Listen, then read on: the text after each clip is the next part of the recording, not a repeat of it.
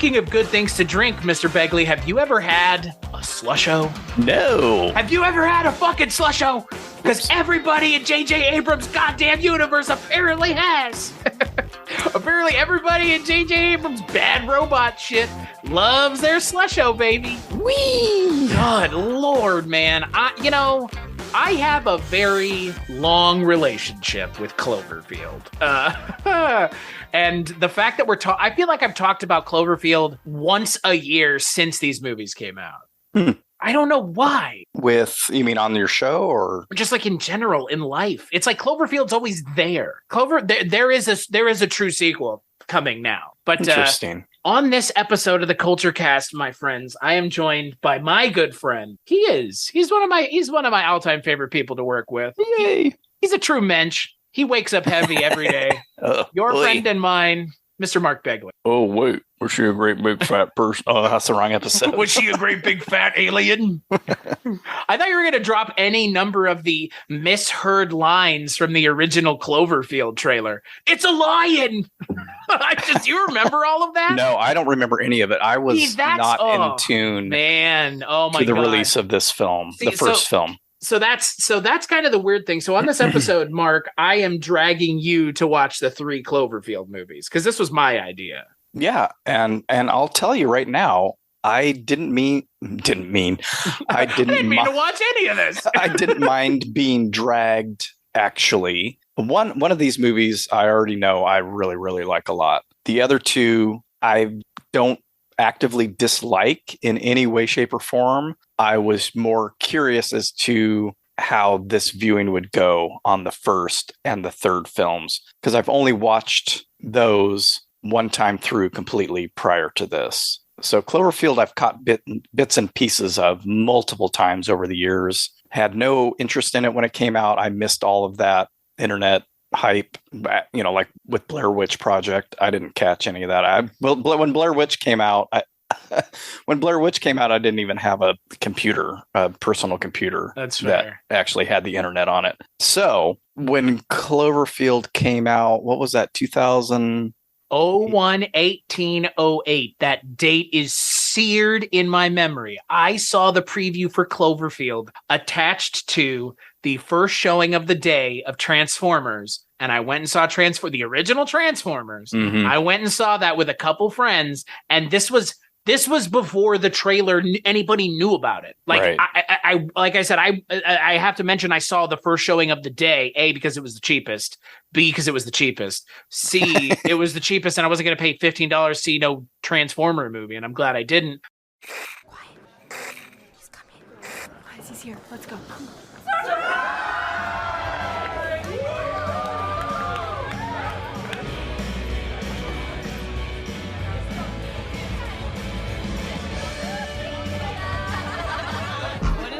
It's for Rob. Say something to him before he leaves. Rob's awesome. I'm gonna miss it. Rob, have fun in Japan. You owe me $11. How are you gonna survive without Rob? He's like your main dude. Yeah, no. Hey, how am I gonna survive without you? I don't know. I'm like your main dude.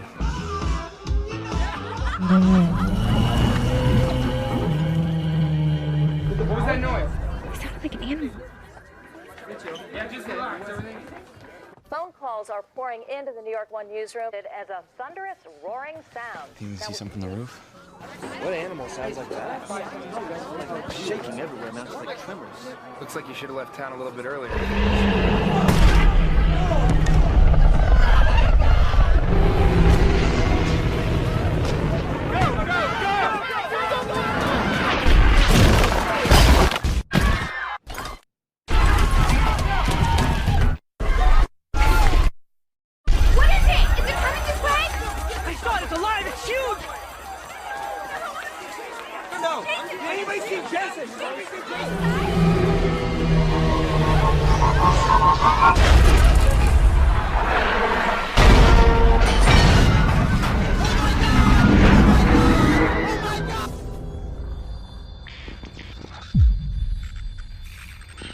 It's gonna be the best night ever. It's a very weird inflection point. I kind of remember before and after Cloverfield as a moviegoer, because Cloverfield is one of those movies that, like, if you were my age, 17, 18, when this movie came out, there's probably part of you, if you were into movies, that got wrapped up in the ARG. And then it was like a summer of ARGs. It was this, it was Dark Knight. The Dark Knight had a whole thing. And then I want to say The Dark Knight Rises did it. I want to say Prometheus did it as well. Like this started a lot of stuff that we kind of almost take for granted now with not filmmakers, but marketing companies really working with filmmakers to craft something a little bit more exciting than just, you know, a trailer or a teaser drop. or a fucking panel at Comic-Con. But right. Like, you know, that's why I just kind of want to mention, like, because we're going to talk about the ARG, but I didn't know what level of exposure you had. Because again, I was 17 when I saw the teaser, and I'm sure you rewatched the teaser. The teaser for this movie, the OG Cloverfield, is really successful. No, I didn't rewatch it or watch it. It's amazing. Like it's. I read about it, but I didn't watch it. I remember watching it and just going, whatever this movie is, I don't even care what the quality of the movie is. Like, they've hooked me. And then, you know, you watch the movie. That's a successful campaign then. Yeah. So let's start with 2008's Cloverfield. So it's directed by Matt Reeves, who, you know, friend of Richard Hatem. Weird how the universe does that when you know people who worked with this guy, you know, when our first project, Under Siege 2, written by Drew Goddard, produced by J.J. Abrams, who is a friend of Matt Reeves from, I believe, either high school or college.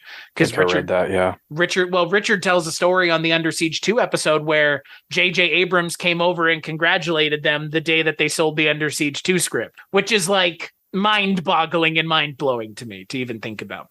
But this is a bad robot movie, so J.J. Abrams is involved, and it stars a whole bunch of actors who look kind of familiar, because some of them went on to do a lot more. Some of them went on to make terroristic threats, and some of them went on to get confused for Aubrey Plaza, I kind of feel like. So yeah, talking about Lizzie Kaplan. Which one gets confused for Aubrey? I feel like Lizzie Kaplan probably was. TJ Miller and Odette Yustman, Mike Vogel, Michael Stahl-David. You got a bunch of people. You got some character actors in there who were seen very quickly. But Begley, I'm going to kick it to you. Since this is not a movie that you have a kind of history with like I do, what is your history with Cloverfield? I don't remember when I first watched it. It would have been sometime since 2013, probably. I know I always say horror comedies are not my jam, and then I negate that by listing all the horror comedies that I actually do like. Found footage, though, is even lower on my subgenre list, and it's just because of I just don't. They have those certain things where, okay, insert reason why we're still filming here. Insert, you know, these built-in explanations for why we're doing this kind of thing that get. Well, there are some successful ones, and I'm trying to think of my favorite right now. And of course, I should have written it down, but I don't remember what it is. They're not something I explore like some people really love found footage and can't wait for the next thing. Anyway, I don't even know if I realized it was found footage until I started watching it completely through the first time.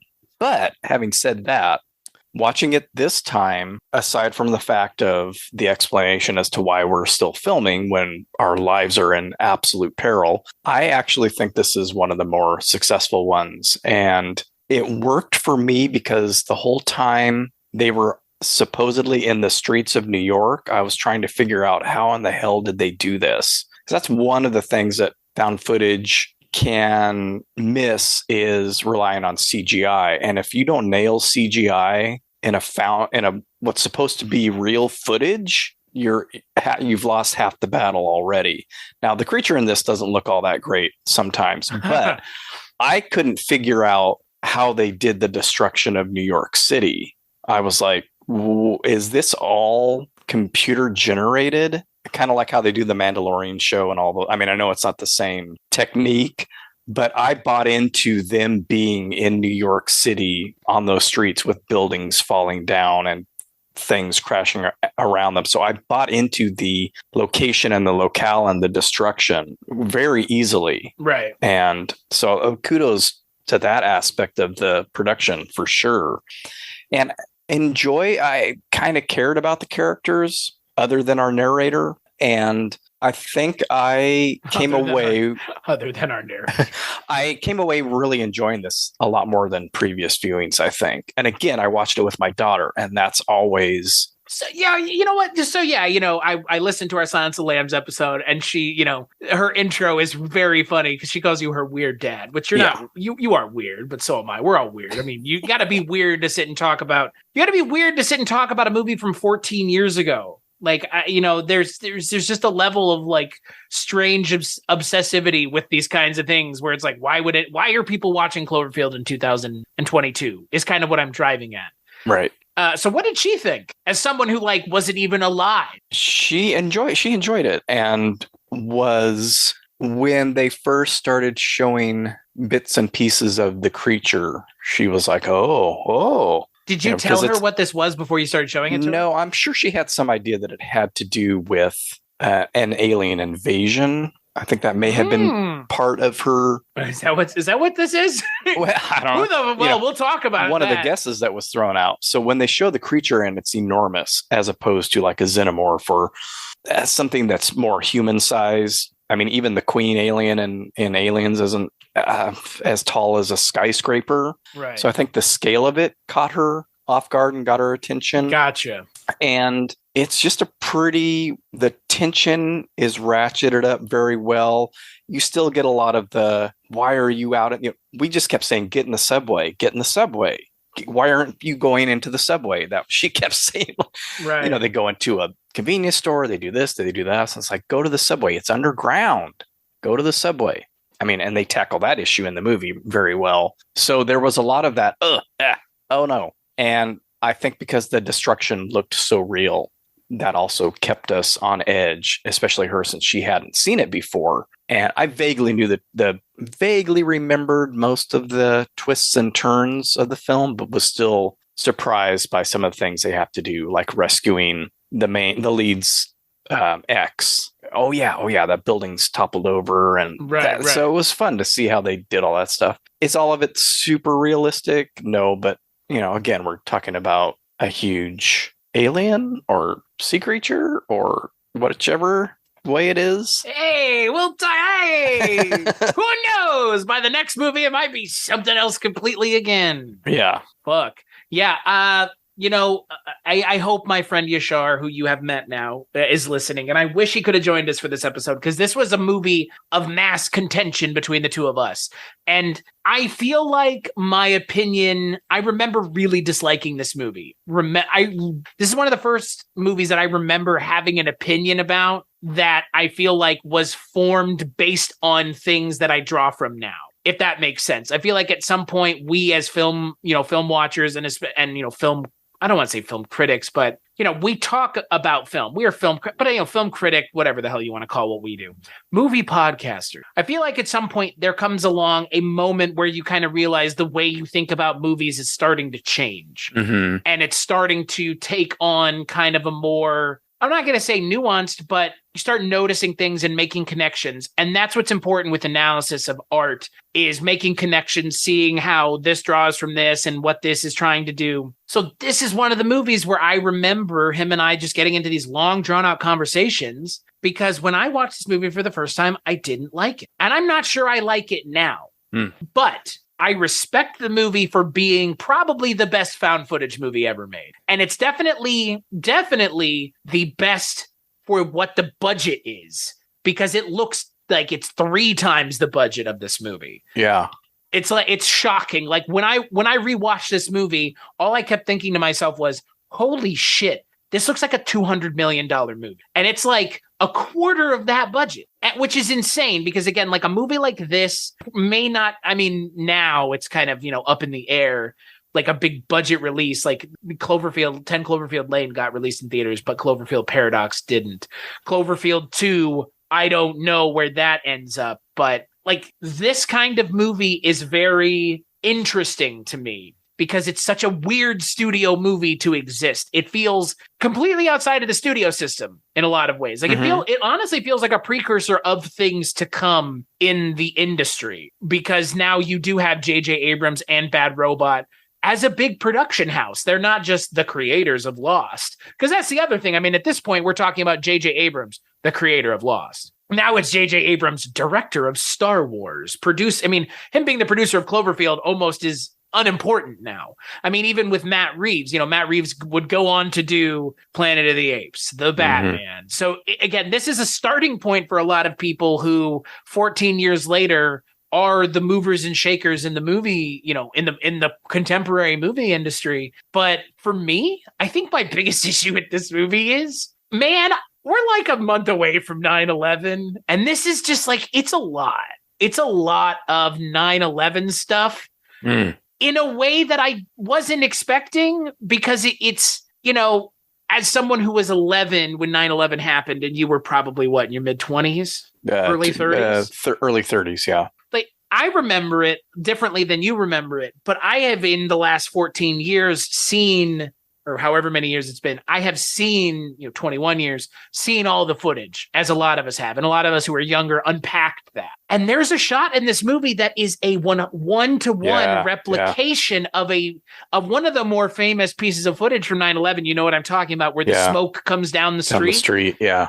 And I was just thinking to myself, like, this is pretty ghoulish, and I don't like this. But at the same time, that's the point. I feel like I don't know if I needed it in my found footage movie. But if you're gonna draw from something, I guess that's a pretty clear point of reference for a lot of people at the time. A lot. Majority of Western film going audiences are gonna know what the fuck you're referencing, even if they've never seen that footage. 9/11. That's the thing about this movie that, like, as an adult now, I really wasn't anticipating. Was like, this movie it's as close to 9/11 in a movie as I think you can get. Like, I don't know what else to describe it as. Like, it feels like, I don't think like an allegory for 9/11, but like, here is the closest you'll ever get to being in someone's shoes who was there, but it's a monster instead. It's not a surprise that the buildings that they go into are tilted on one another. I mean, it's just like some weird things that I feel like we're just thinking about them now. It's oddly specific. Yeah, that's interesting, because that never even entered my mind. I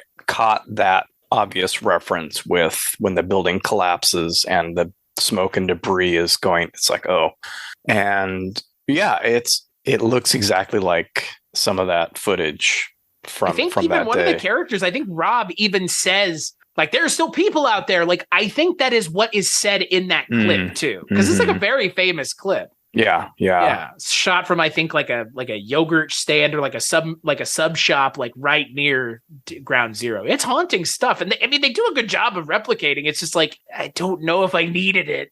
Like, I'm not sure I need it now, and 14 years ago, I'm really not sure I needed it. So then, do we take it as we were right for starting that war, or are we just using something to manipulate viewers into feeling a certain way? That's what I think it's the latter. I think it's just like, again, I feel like my issues with this movie, and your big issue is probably my same big issue.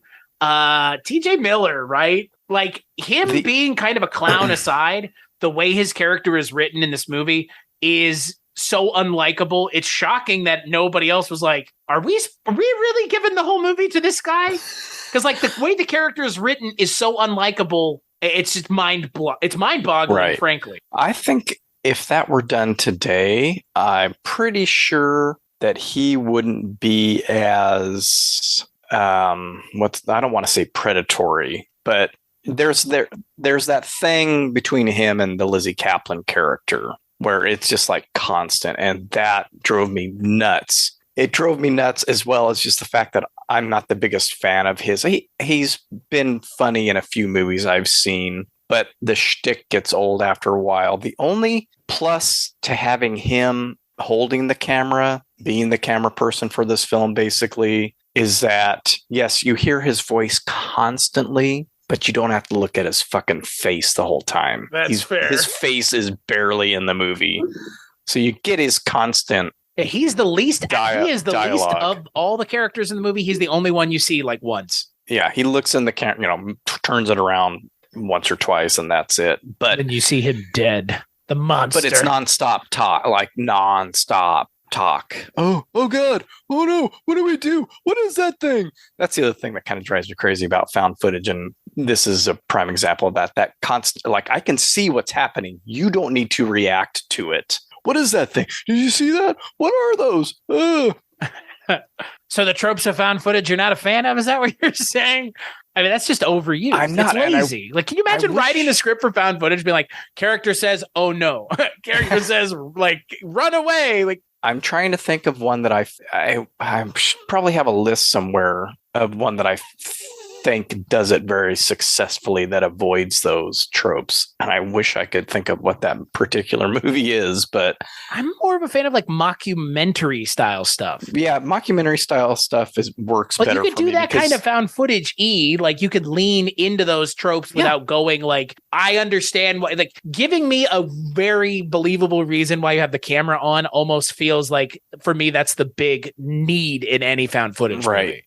Anytime anybody posts on Twitter, what's your favorite found footage movie? I always use this answer every single time because I actually believe it. The Grey Gardens spoof on Documentary Now, and I can never remember what the title of that particular one is called. So it's Bill Hader and Fred Armisen as those two kooks, in that famous documentary Grey Gardens. The kooky ladies, mom and daughter, I think, that live in the old abandoned house out in Long Island or Martha's Vineyard or whatever, and they're crazy and cat ladies and blah, blah, blah. And it fucking turns into a horror movie the last 10 minutes. And I'm like, that's how you do it. When I watch that, you start to feel the creepy things coming on with those two. And then it goes full-blown horror. And I'm like, that's how you do a found footage horror movie. Don't tell me it's a found footage horror movie until it's unavoidable. And that thing's totally sucked me in, and I thought it was just amazing. So that's my answer for best found footage. Horror, at least, is I didn't know it was a horror movie or a horror show or whatever. I love that. I need to watch that again, actually, because it's done so perfectly. Interesting. I think for me, for something like horror and found footage, I mean, they kind of, bread and butter, peanut butter and jelly, like they go together so easily because, again, like when it's done really poorly and cheaply, that's why they're doing it that way. It's because it is easy to do and it is cheap. And that is the benefit to found footage, because really that's like, you could call it cinema verite or you could just call it found footage. I mean, there is almost an interchangeability to it in a lot of ways. It depends on how it's being framed, I guess, is probably the right way of putting it. Depending on how it's framed, it could be cinema verite or found footage. So, I mean, I've seen people argue that this movie is cinema verite. I think there are moments of it where they're kind of in the hospital, but they're not the hospital, but when they're with the military. Yeah. Mm-hmm. And like, that feels very cinema verite. That feels kind of like verging on like Paul Greengrass, like that very naturalistic style of filmmaking. Because Paul Greengrass is kind of like, he's in the car with you type thing. Like there's no camera there. Like I like that. And they kind of approach it here, but most of the time, it definitely feels like it's just mounted and it's, moving with TJ Miller's head. And you know what? And it's found later. That's, to me, seems like part of the deal with the Blair, starting with the Blair Witch or even starting with Cannibal Holocaust, where footage was actually found after it was shot. And, so that's where you get into the whole aspect of this being re-recorded over an older tape with the lead and his girlfriend and their trip to Coney Island. I think could have been used better they use it to break up the action or the suspense, to heighten the suspense kind of artificially. And you get the twist at the end as well, or not really a twist now, but the explanation at the end. When they're actually at Coney Island and you see the thing fall in the water. Yeah. I don't know what again, like the whole thing with the ARG was they quote unquote explained what was going on in the movie with the oil, or not the oil company, the Tag Ruato company that made Slusho, and they were drilling at the bottom of the seabed for the stuff that they put in Slusho, and the monster was at the bottom of the seabed eating that stuff, and by eating the stuff that they put in Slusho, the creature grew larger. And so by drilling, they awoke it and it came to New York and destroyed New York. That is what the ARG claims. And then we have 2 movies later, a completely different explanation essentially being given, or something to that effect. But the ARG thing, like, I mean, I mentioned that he did it with this, but J.J. Abrams also did it with Lost a lot. I think he's kind of, obviously he got his start doing the ARG with Lost, but that was the thing that I remember in the lead up to this movie was the ARG and like how excited, people were for seeing like, there's all this like kind of like Facebook, or I guess that would have been MySpace profiles for the characters in the movie and all it's, and that, I think the issue with Cloverfield, even now, because again, I went and looked at some of the ARG stuff and I was watching, stuff on YouTube and reading about it. Because again, there's a ton of stuff. They really did such a good job at laying the groundwork, and the movie doesn't take advantage of it. And I don't think it's the direction. I actually think it's the script. And it is the script. It's not the direction. Matt Reeves' direction is fine. Actually, he probably elevates it way further than it needed to be. And we know he's a competent director. I mean, he was then, he is now. So it's not like I question his abilities as a director, but I really dislike in this script that all like the monster just seems to be following them. It's very lazy. And it's like, this what this movie was trying to be was like on the ground. You see all these people all the time running from Godzilla, and you see it in all the Godzilla movies. You see people running. And so like, yeah, one of those, now people would have cameras and you'd be seeing TikToks and YouTubes and blah, blah, blah, blah. So movie's obviously a little prescient because we're a little bit kind of on the cusp of, the iPhone coming out and wide adoption of smartphones with everybody has a camera. But I don't like that the creature is seemingly following them, because that makes it feel less like they're just people who are in the city trying to get away. It's more like the monster's following them and chasing after them. And it's just, there's no nuance to the story. It's like they go from what's one set piece to another. And that's fine. But it feels, by the end of the movie, you're just like, yeah, I guess that makes perfect sense that the monster just followed them to Central Park. Yeah, the end, that's where I think both my daughter and I were kind of like, well, huh?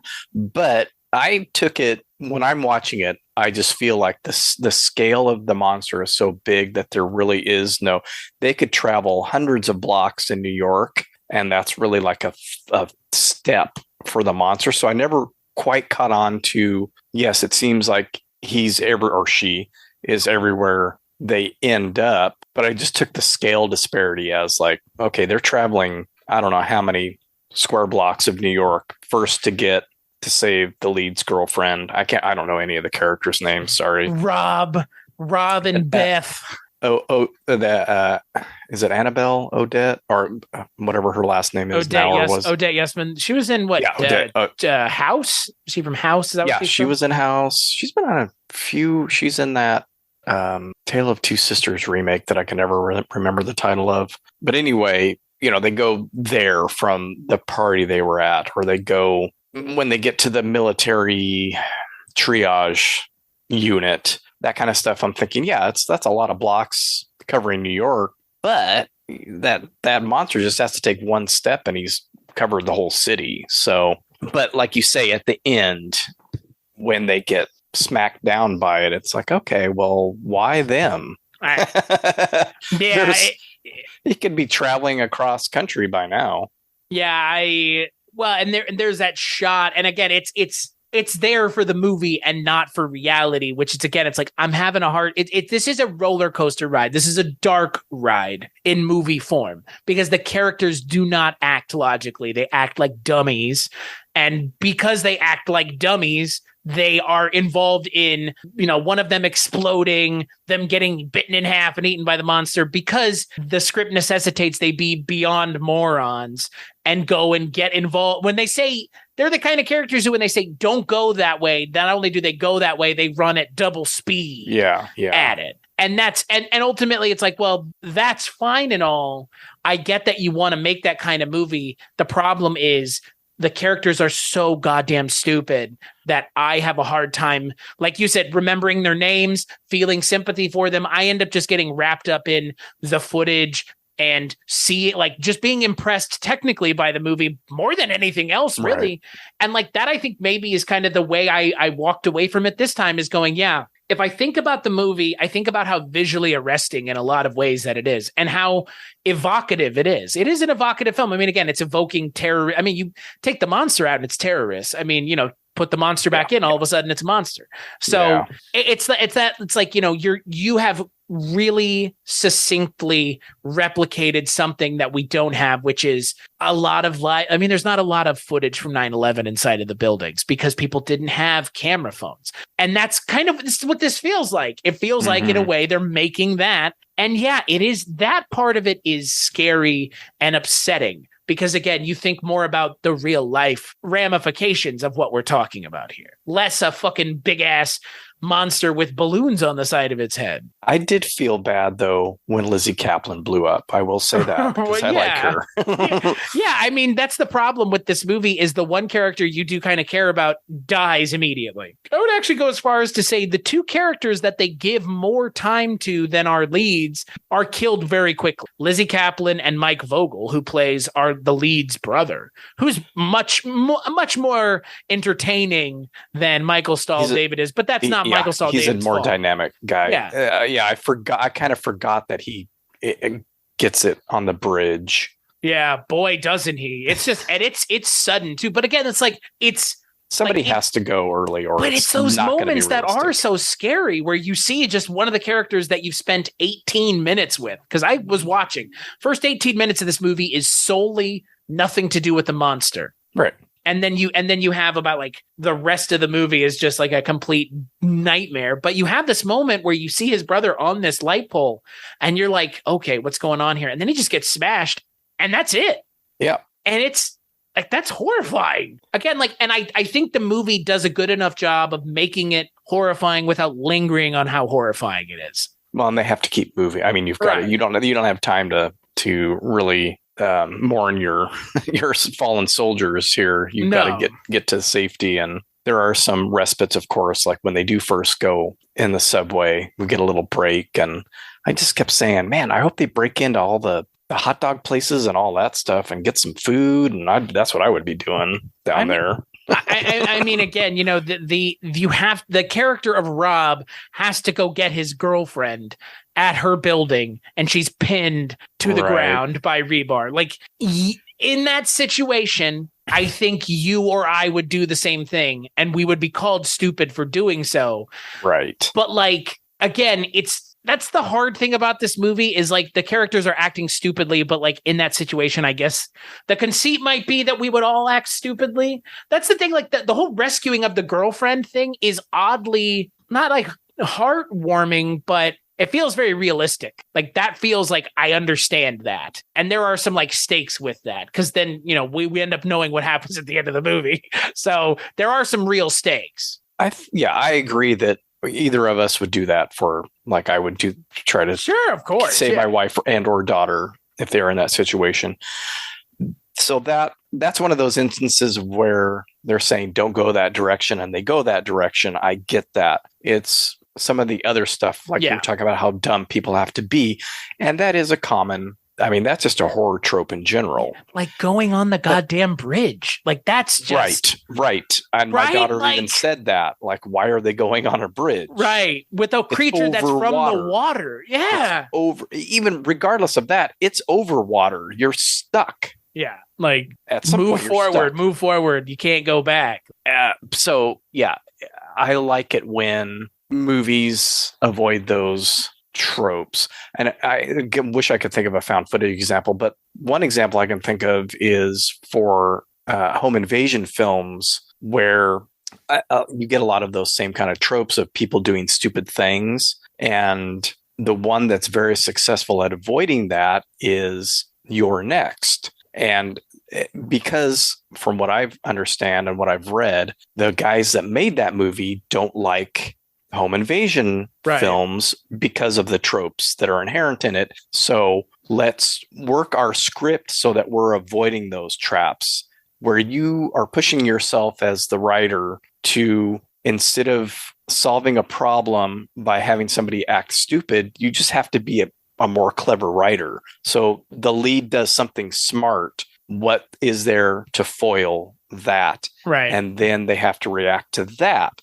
So, and I think the second movie in this franchise, quote unquote, does that well, avoids those tropes well by having our lead be a smart character. That's my so I mean this works. That's not a found footage film. It's not a home invasion film, but you don't have to have a dumb character simply to move the plot along and get your stuff in, get the fun stuff that you want to get in. You just have to be a smarter writer. How do you feel about some of the other things that Drew Goddard's worked on? Because he's worked on a couple high profile things: Cabin in the Woods, World War Z, The Martian. He directed Bad Times at the El Royale, which I did not see. I like that movie.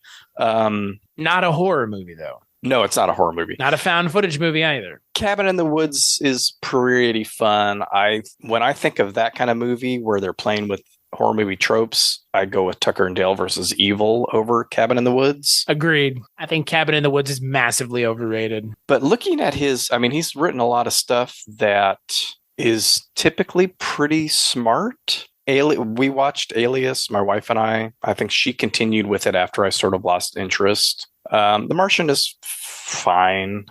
We watched that, I think, in World War Z. I mean, looking at his filmography, I've liked a lot of what he's worked on, either as a producer or a writer. Lost, Alias, 10 Cloverfield Lane. I like Bad Times at the El Royale or Battle Royale or whatever the fuck it's called. I just think that writing a found footage film is hard. I think it's not something that should be approached lightly. I think it is approached lightly because it is so cheap to make. And because it's cheap to make, that means, anybody and their mother feels like they can throw together a script and go out and have somebody wear fangs and pretend to be a vampire. I mean, it's right. And there's nothing wrong with that. I have no problem with the democratization of filmmaking any more than you do. That's what makes found footage so good is, the OG found footage movie. I mean, yeah, you could say Cannibal Holocaust, but we're talking about success with the kind of success that drew the industry to it. Blair Witch, I mean, that is just two dudes going into the woods with their friends to make a movie. There's nothing to it. I mean, that's just some friends going, let's make a movie. And that movie has 1/100th of the visual effects budget that this movie did. 1/1000. But yet they draw on that same well of tropes. And, again, to levels of success that are varied between both projects. I think Cloverfield is kind of outside of Blair Witch. It is the definitive found footage movie, even if it is kind of a big budget Hollywood movie. Like, they don't make they're never going to make another they're never going to make another $25 million found footage movie. That's just right. That's not going to happen. That doesn't sound like a realistic thing, right? Well, that's a lot. I think nowadays if people approach something like that, it probably morphs at some point to just a straight out narrative. Right. Which, I mean, is the funny part because I guess that's what the ultimate question at the end of the movie is. Where did the creature come from? Like you've mentioned, they mention in the ARG that the creature comes from the water. Maybe there's a falling satellite at the end of the movie. That seemed to be what they were going with at one point, was kind of had to do with the monster, and then they changed it. Yeah, that always confused me because I just assumed, it landed. Right. But, and the end of the movie, you have the two leads who go underneath a, what is it, like a little tunnel in Central Park, and they walking tunnel. I guess they died? I guess. Who knows? Doesn't say anything about the people who, doesn't say if they found two corpses with that camcorder, so who knows? So I have no idea. There was something on the internet on YouTube, the Cloverfield Files. It was a fan-made film, and apparently they got Michael Stahl-David to be in it, reprising his role as Rob. I don't think that's official. I mean, look, there's another movie coming out, so maybe they'll address it. I can't imagine 14, 15 years later anybody cares that was involved in the original movie, but who knows? I mean, maybe they'll show up. Michael Stahl-David was involved in something as recently as 2019. Or I think even more recently than that with the Cloverfield Files. So, hey, people still care about this movie, though. And people like this movie a lot. And I still think that there are a lot of people that really want to know more about Cloverfield. So that brings us to 10 Cloverfield Lane. Yay! So, yeah, this movie not directed by Matt Reeves. It's directed by Dan Trachtenberg, who just had his own big franchise movie come out with Prey, which... It's fucking good, too, man. Haven't seen it yet. I am excited to watch it. Watched it with the kid, and we both really, really liked it. I will have to watch it then, because this movie is not written by Dan Trachtenberg. That movie is Prey, right? I believe so, yeah. This movie is written by Josh Campbell, Matt Stukin, and Damien Chazelle. Yeah, Damien Chazelle of Whiplash and La La Land fame. Based on a story by Josh Campbell and Matt Stukin, it is produced once again by our good friend, Mr. J.J. Abrams, and it stars Mary Elizabeth Winstead, John Goodman, and John Gallagher Jr. And if that sounds like a very short list of people to have in your movie, that's because it is a stage play. It is a 3-person story. Yeah. It's a stage play in a lot of ways. Yeah. So, Mr. Begley, tell me a little bit about your exposure with the first Cloverfield sequel, Cloververse. That's a stupid name. Sorry, folks. Yeah, I just remember it. This was the first instance of that very obvious. We took an existing IP or property and squeeze it into this IP. Yep. That stuff has been done for. We've talked about this before. A lot of the Tell me a little bit more about Hellraiser. A lot of the Hellraiser movies, a lot of the Saw movies, a lot of the Die Hard movies. These franchises. Final Destination.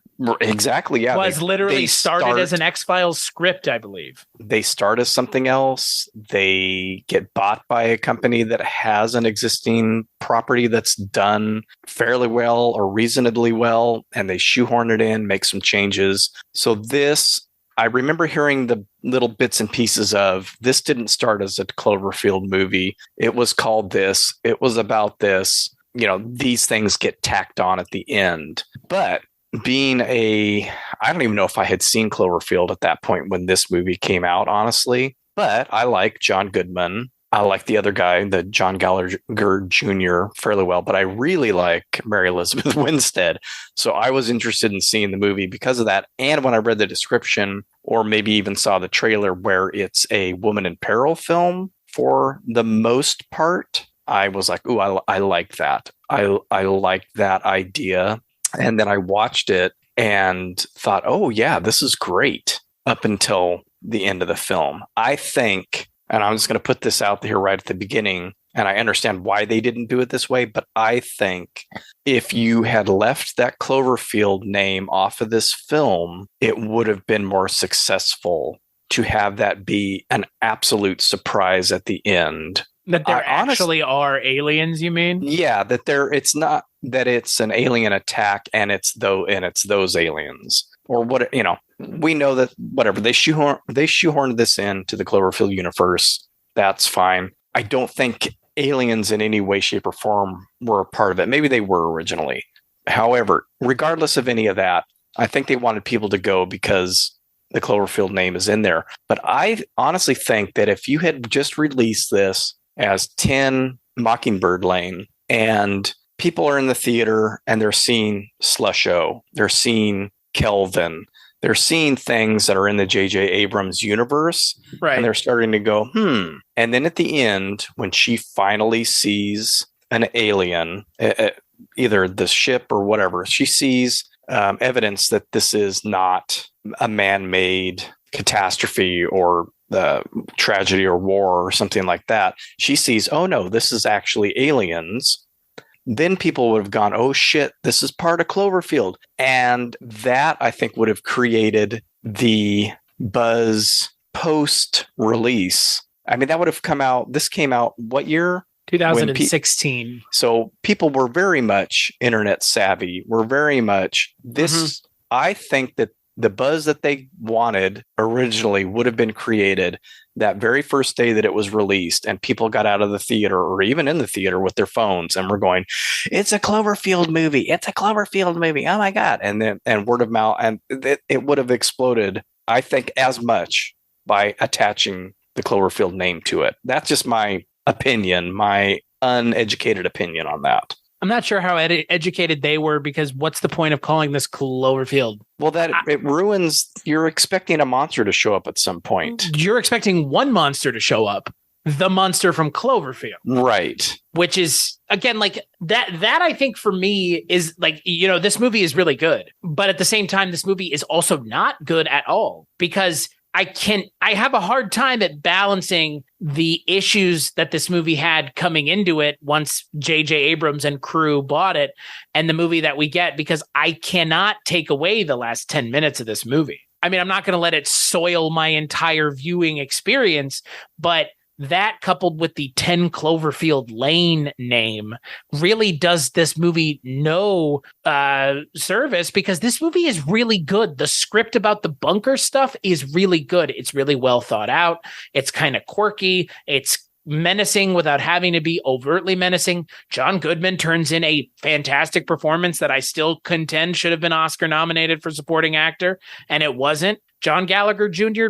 doesn't show up in a lot of movies. He's more of a stage actor. He's in, I think, the 3rd season of Westworld. And yeah, I mean, Mary Elizabeth Winstead, my God. I mean, I'm not even a fan of Scott Pilgrim, and I like Mary Elizabeth Winstead. And she makes that Thing prequel halfway watchable. She kind of does. Yeah.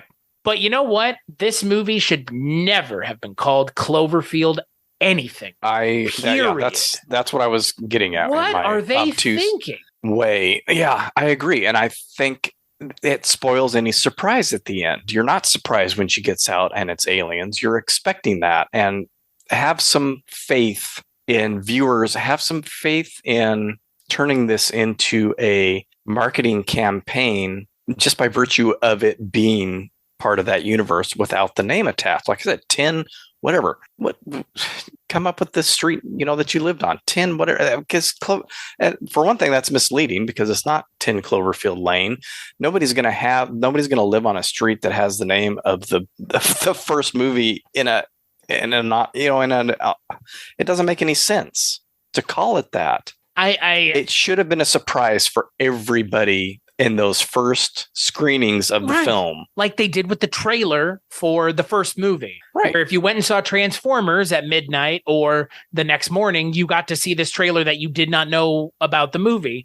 And you know what? They even have a reveal moment that they live at 10 Cloverfield Lane. Like, why do you even have this reveal moment in the movie? We know that. Doesn't have any bearing on literally anything, but okay. Yeah. So we haven't even talked about what this movie's about. So Mary Elizabeth Winstead is captured by John Goodman, who is a scientist, I guess, or worked with scientists, and he knows that the aliens are invading. And so he's rushing home. He hits her car, puts her in the bunker with John Gallagher Jr., who I guess he knew him before the whole thing with the bunker. And then the rest of the movie is her trying to figure out whether or not there actually is some sort of catastrophic event going on outside, and John Goodman trying to prevent her from leaving the bunker. It's a great setup. And then it just shits the fucking bed so hard. Like the last 10 minutes of this movie are awful. They shoot it in dark evening light for a reason, because it looks cheap. Because it's not good. Because when you light things really low lit, it's because you're trying to hide the fact that they're not well made. Yeah, I forgive. I think I'm a little more forgiving of the last 10 minutes because I enjoy the first however many minutes come prior. Because, like you mentioned, John Goodman's performance for one thing. And then, like I mentioned earlier, I think that she is written as a very smart character and does pretty much everything right. Completely. I've never seen a character tie their thing to their leg and crawl through things like that. That's like, it's like that's so like this beyond well thought out character moment. From the instant she wakes up in there, so she's leaving a bad relationship at the beginning of the film. With Bradley Cooper. Distraught. I mentioned that to Cleo when I don't know if she knows who he is. I'm sure she does. With Rocket Raccoon. Same. Yes, difference. That's right. She's distracted. She's distraught. She's a little bit on guard. She has a funky moment at that gas station where she sees a truck behind her. It's the middle of the night and she's a woman alone. So she's on edge as well. Gets hit, wakes up in the bunker with her leg in a brace, and she is handcuffed to a bed. So she's obviously... her mind goes to the first place I think most of us go to in that situation, that she has been caught by a rapist or worse. Right. And so she has that mindset for a while, for a good while. And so she is trying to escape, even though John Goodman and John Gallagher's character are both telling her, no, you don't want to go outside. And I'm always kind of relieved when we get to the point where the woman is outside and Mary Elizabeth Winstead realizes, oh, this part of the story is actually true. Something has happened. There has been some wide-scale event that has poisoned the air. Because it's hard up to that point, I think, maybe knowing, okay, yes, something is actually happening, to say, okay, relax, this isn't the problem. Escaping him isn't the problem just yet. It's this. How are you guys gonna survive? What is going on outside? That becomes the problem. And it's a little bit more interesting of a problem because they all have to figure out a way to work together to solve it. I mean, it's solved for them a little bit because they're safe in the bunker. So you almost expect more of those issues, like the fan going out that they have to solve, and she has to go up in that gives her that experience of going into the vents to fix that. And so I just think it's pretty smart at every turn, where the problems are solved by someone who's not acting like a dummy, like they might do in the first film. Yeah, I was going to say, Rob from the first film would not cut it 2 seconds down in the 10. I would contend that the 10 Cloverfield Lane bunker is more dangerous than the monster in Cloverfield is. And, the poster says, monsters come in many forms. Yeah. And, that's fine. But I think my biggest problem with this movie is because there is that last 10 minutes of abject stupidity.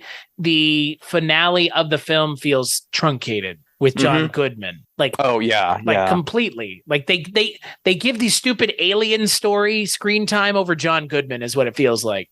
And the alien story is only in the last 10 minutes of the movie. That's it. They introduce the aliens for the first time in the last 10 minutes of the movie. Yeah. As opposed to hanging it on the John Goodman character having the finale, which is the important character for her to have a meaningful interaction with. Yeah, I forgot. It's been a while since I've watched this one, but I have watched this multiple times before. I watched it on my own. I think I had my wife watch it with me one time, and I forget. I'm like, oh shit, we're already to that point. We're already to the acid bath point, and thinking that went, like you're saying, that their interactions were a little longer, because it seems like we go from discovering that the girl Megan that he keeps mentioning wasn't his daughter to pretty soon after that, John Gallagher's character is taken out. And then very shortly after that, John Goodman's character is taken out. So yeah, I forget that happens so rapidly, because prior to that, we're kind of moving along a little more slowly. The pace is a little more stretched out. And then it's like bam, bam, bam, out to the aliens, because that's the important thing. I don't know how I feel about the twist if it turns out Howard was keeping a girl down there anyways, so he's just a fucking serial killer or a murderer, or no different than like the Toy Box Killers or Gary Heidnick. Like, I guess, is that what? Yeah, it's like that's kind of that's a twist for a different movie. It's the don't breathe twist, kind of, in a way. Yeah, like it's I like weird. it though. I like it. It just doesn't serve this movie, not the narrative that this movie's going. Well, for. I think what we accomplish with that is, okay, she does really need to get out of here, because at some point she's lulled into, okay. They play the montage and yeah. Well, and so she's initially trying to get out because she doesn't believe him, thinks that is actually what he ends up being. So we got to stop that. So we have the lady outside who ends up dying, and because of the poison air. So, he is telling the truth. Well, maybe he's not a creep. Maybe he's just not a very well social, he doesn't have good social skills. And then, oh no, yes, he is a real creep, even worse than I thought, or pretty much exactly what I thought. He has kidnapped a girl, and she apparently died. And most likely he killed her because she tried to leave. And so I think that gets us back to, oh shit, I got to get the fuck out of here. Right. Now, if they had done that with the aliens earlier, I wonder how that would play. But I think their point is here, I've gotten out. I'm safe. I've crafted myself this wonderful little hazmat suit, and so now I'm safe. And then, oh shit! Once again, we have another twist that's like, no, you're not safe, because he was right, and it is this. And there are aliens, I guess. And there are aliens, and you're screwed. actual aliens who may or may not just be giant spaceship with mouth. Yeah. Was that an alien? Was the spaceship the alien? Is it like the creature from the first movie where the little things they like shake them off and the big thing is just like a creature that looks like a spaceship? That's kind of what it seems like. Yeah, I am confused by that as well. I'm not sure because you see a couple different things flying around, but then when she's getting sucked up, it's like she's going up into the butthole of the spaceship, but it's the mouth. It's like a mouth, like a beak. It's could be that that's just their armor and they look like a spaceship. Yeah, I don't know. I was not a fan of pretty much anything from when she gets out of the bunker, but everything else before that is so good. And I really wonder if that's where the script changed hands. Like, Yeah, I'm curious too as to what. It's always been my understanding, or I've always assumed it was pretty much a straight woman in peril. Right. The movie. Cellar was the name of the movie. And when she gets out, that's it. So I don't know if there was something else after she gets out in the original. But yeah, I mean, if you're going to do that, like I say, make it a total surprise. Yeah. Not give the audience a really big hint that at some point there is going to be an alien in this because it's got the Cloverfield name on it. So let me ask you, when you watch this movie for the first time, did you assume because there was Cloverfield in the name, there was going to be some bullshit at the end? That was my assumption. Okay, yeah, just making sure.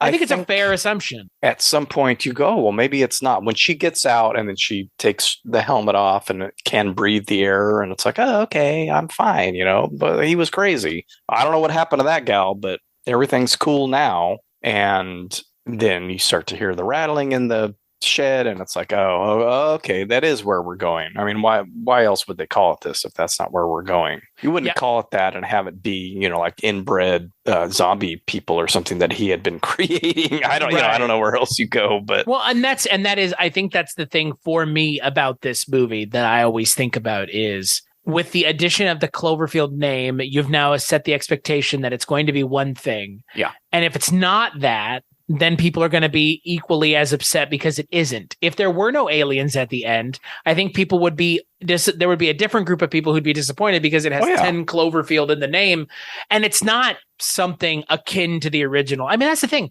If you like the original movie, you might not like this movie. It's completely different. This is totally different. This movie is honestly, this film is a film that would probably up until the last 10 minutes feel more at place in the 70s. This is akin to like a Polanski film in a lot of ways. And that's why I really still like it and excuse the last 10 minutes because I think that first part is the first 2/3 of the film are great. I like those kind of movies. When we say it's literally a different movie, it's because it literally is right. And it started movie.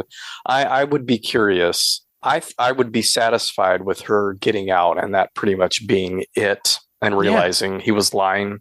I think everything that comes before it is great, and she doesn't have to encounter any other because that's what a lot of those kind of films do where you escape the one bad thing and there is another bad thing outside, like his cohort or something, or the guy that's like, oh, I'll take care of you. And then you end up right back in the bunker. Right.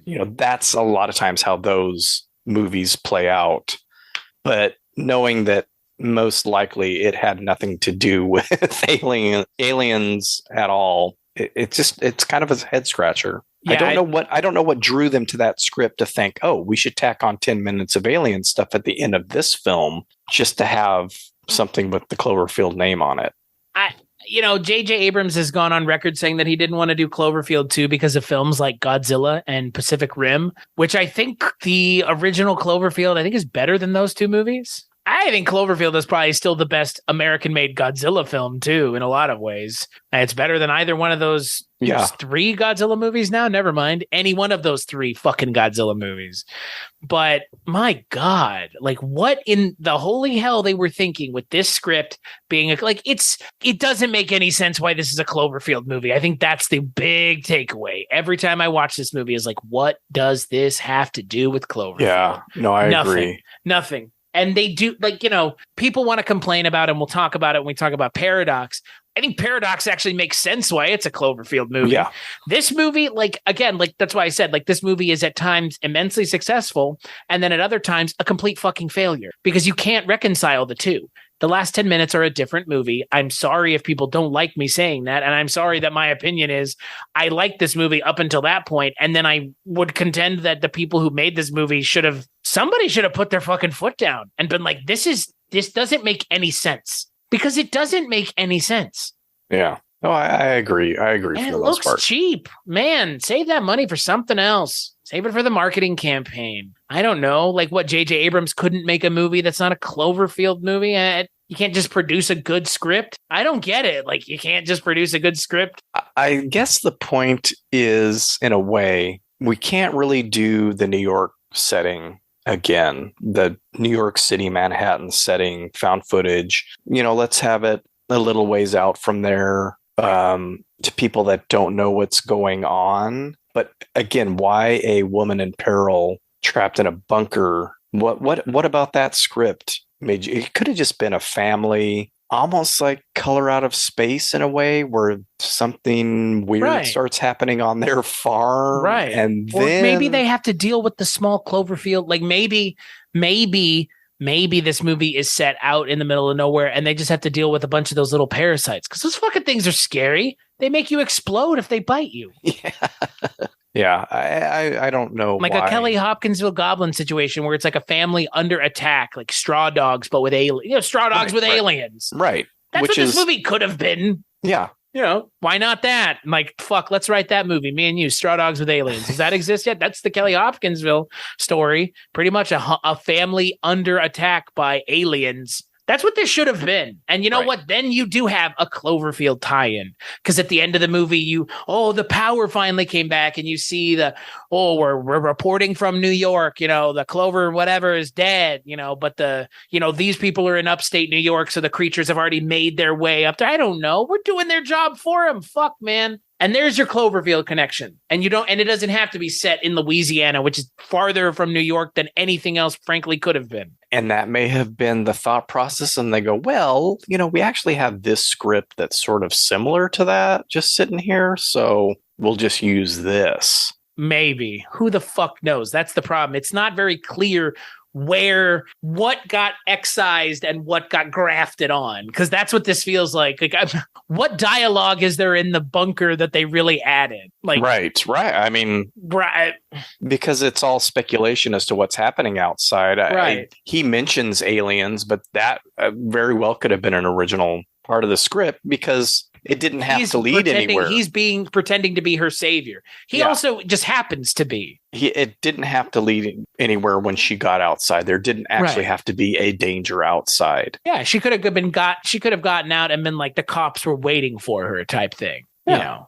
I mean, the other version of this movie, there may have been like people looking for her, and they find her at the end, something like that. I don't know. I mean, who knows what they excised? That's the Earth 312 timeline, I think, that you're talking about. Oh, where that movie got released.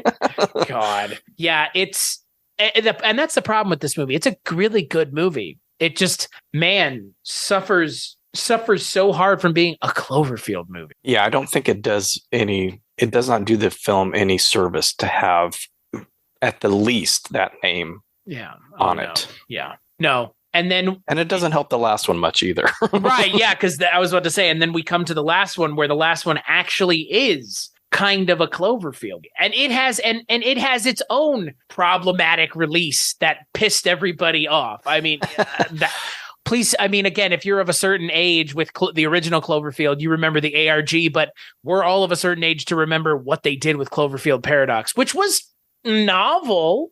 This one I remember hearing about, like, we're going to do this again. We're going to take an existing script. We're going to jam in Cloverfield. And I actually, in this one, can tell where they jammed stuff in. I mean, you can tell in 10 Cloverfield Lane, it's just really the ending. But it's here, a wraparound in 10 Cloverfield Lane.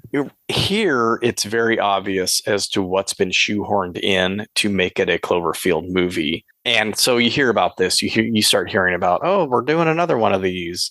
and it's going to be released some crazy way. And then, I'm sitting at my parents watching the Super Bowl, and a commercial comes on that tells me I can watch it right after on the Netflix. So I believe we did actually go home and watch it. And we're like, what in the hell is this insane thing? I know that I watched it as soon as the Super Bowl was over. I was at my buddy's house and waiting for my wife to get off of work, and him and I sat down and we watched it. Yeah. And can I speak for the both of us in saying the first time we both watched it, we probably both didn't like it very much. I was just absolutely flummoxed by it. Right. It's like why does this exist? There were some interesting visuals, and I liked some of the ideas, but what made me laugh was the whole Donald Logue scene where they're watching that news thing. And I didn't make the connection, probably read about it or saw it online the next day. We had the same last name as John Goodman's character. They're not supposed to be the same character, but the newscast lady is the woman that was outside the bunker in 10 Cloverfield Lane. I wouldn't have made that connection, and I think it's sort of irrelevant except as an Easter egg. But it's very obvious that whole thing was slipped into the film to explain how this is a part of the Cloverfield paradox. Yes, Cloverfield let us universe. watch the television. Shot from behind the characters so you don't have to see that their mouths aren't moving. And fucking then it's Gugu Raw is like on her phone recording dialogue. Yeah, we want to watch the screen now. Yeah, that's what it feels like. It's like this is from another movie again. Yeah, it's very obviously not a part of the original story. So what did you think watching it this time? I actually enjoyed it. I still like a lot of the visuals. I like the idea. Well, for one thing, I like this cast as well. I like just about everybody in it. I'm trying to think of if there's anybody. I'm not super familiar with the blonde gal that pops up in the, with all the wires. Oh, Elizabeth Debicki? Yeah, I know I've seen her in some stuff, but everybody else on there has been in shows or movies that I've watched and really enjoyed. Gugu, is it Mbatha-Raw? Mbatha-Raw, yep. She was on a show with Kiefer Sutherland that my wife and I watched. I don't think it lasts more than a season, but she's in a lot of interesting stuff. I like Chris Dowd. I like pretty much everybody in it. So that part's fun. And what's his name from Inglourious Bastards? The German actor. I really like all of them. So I like the actors. I like a lot of the funky body horror stuff that's going on, and it grossed my daughter out, so that was fun. The worms, she has an aversion to on-screen vomit, and so when that scene happens with the Russian guy up there, she was like, oh god, and then it's all, it's just like all over him and stuff. She was not digging that. I kind of like, if they had just left it alone, I probably would have liked this even better than having that funky tacked on ending and the insert of that news broadcast. So the movie is directed by Julius Onah. It's screenplay by Oren Uzel. It's produced once again by our good friend Mr. J.J. Abrams, and like you mentioned, Gugu Mbatha-Raw, Elizabeth Debicki, Daniel Bruhl, Chris O'Dowd, David Olawayo. Jesus Christ, how many more good actors? And yeah, it takes place on a space station, the Cloverfield station, where they're trying to solve the energy crisis by doing particle acceleration. As for me, yeah, so you mentioned kind of the weird marketing thing after the Super Bowl. Movie comes out, everybody watches it. I fucking hated it the first time I watched it. And again, it's just like, I remember thinking, okay, so what does this have to do with Cloverfield? And then it felt like in 10 Cloverfield Lane, it was tacked on. On this, it was like nailed on. Like it was like hung on as it's running out the door. Like, Jesus Christ, it's like the LaCroix of Cloverfield.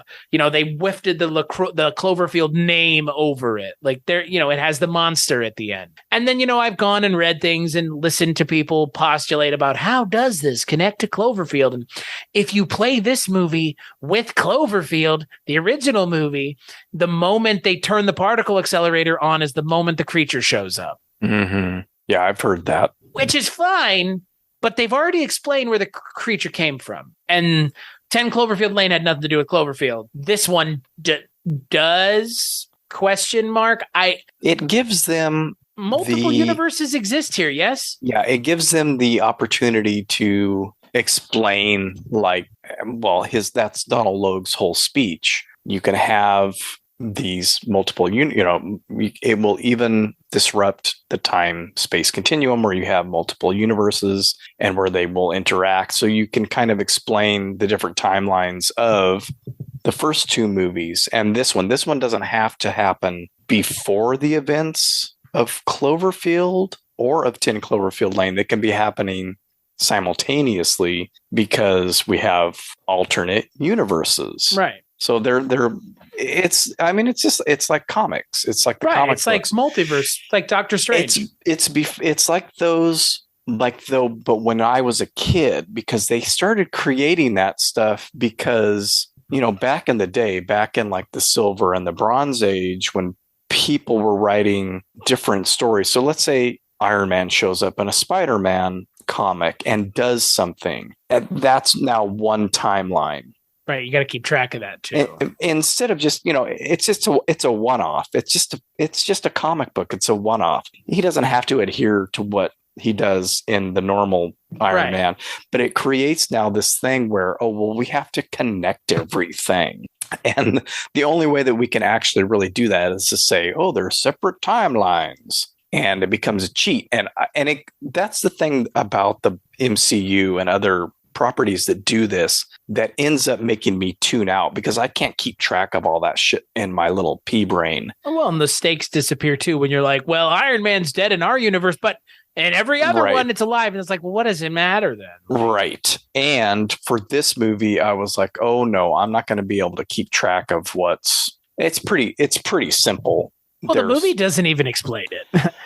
All the explanation is really done after the fact outside of the movie. It gives you some kind of way. It gives you some ideas as to what it wants you to think, and you kind of have to extrapolate the rest on your own. Yeah, but as far as the, I'm thinking more of the two space stations that exist in this film, right? Because of the Elizabeth Debicki character showing up inside a wall. It's like, she was part of the crew. She's basically Tam's character in this universe. And so I thought, oh crap, they're going to start dealing with multiverse and I'm not going to be able to follow along. But it's really just those two separate space stations where the crew is a little bit different. Gugu Mbatha-Raw's character is not on the ship in the one timeline that they're currently in now after they mess with the particle accelerator. She stayed home. That gives us that drama with her as to what her decision is going to be based on the fact that she, in the previous timeline, she had lost her kids because of this bad decision that she had made, blah, blah, blah, blah, blah. So I was able to follow it, but that stuff can really throw me off. And I understand why it's used. It's used to make these things able to exist at the same time. Right. Which is lazy in a way, but can lead to creative things, I guess. I just don't think that it really works in this. Well, and that's the thing. I guess, and this is going to be my interpretation of what's going on through reading all this stuff and my own kind of interpretation of the facts and things that were presented through these three films. So the Cloverfield station is the essential progenitor of all the bad things that happened both in the original film and in 10 Cloverfield Lane. When they turn the thing on, somehow, some way, no explanation is given. Frankly, no explanation is needed. It's very Event Horizon-y in a lot of ways. They turn it on.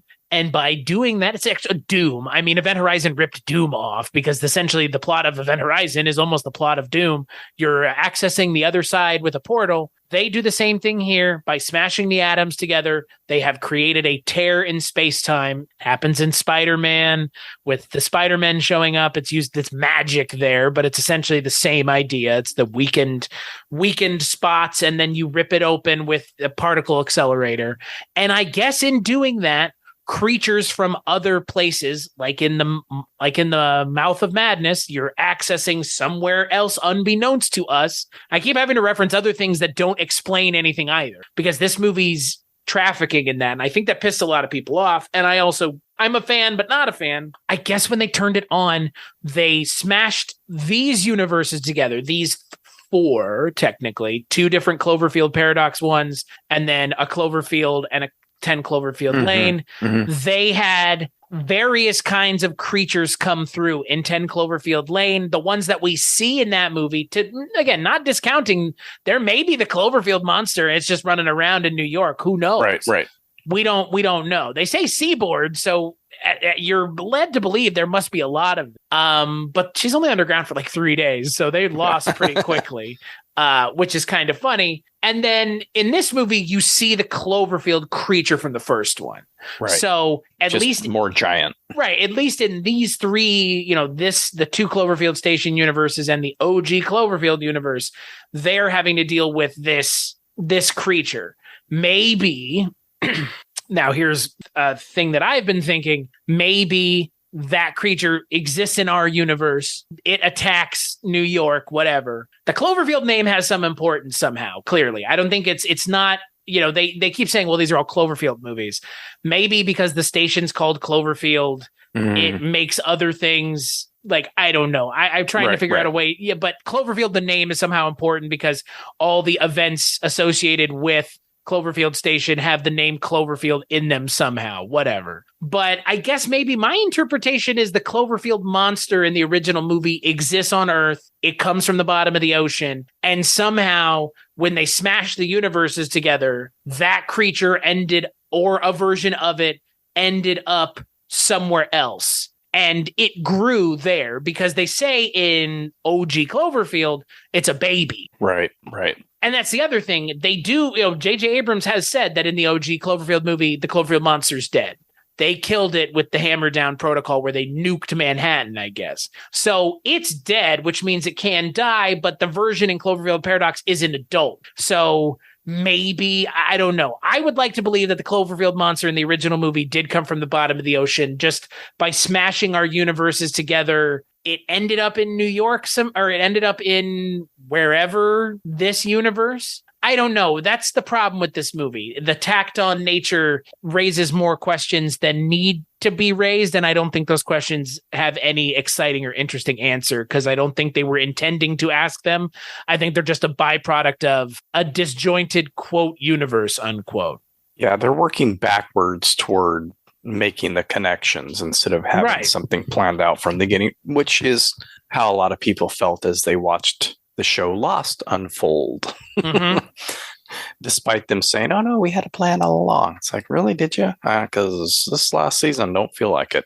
Anyway. But I think for me, like, to answer the question of what do I think about this movie, I don't mind this movie, actually. I even with the Cloverfield connection, like, the stuff with her husband on Earth feels as tacked on as it is because it is clearly what is the addition to this that makes it Cloverfield, along with, like you mentioned, the kind of the news, the news report with Donald Logue's character essentially just saying, exposition, here I am, let me explain to you what you're about to see. And everything I say, just like everything his relative John Goodman says, comes to fruition. Right. People always like to talk about this thing where it's like, well, a character in the movie said, like, if a character in the movie is saying that's what they think this is, now Stranger Things aside, because they decided not to do that, even though they did it in this most recent season, they kind of said one thing and then it was something else. 9 times out of 10, that is the writer telling you what it is. Right.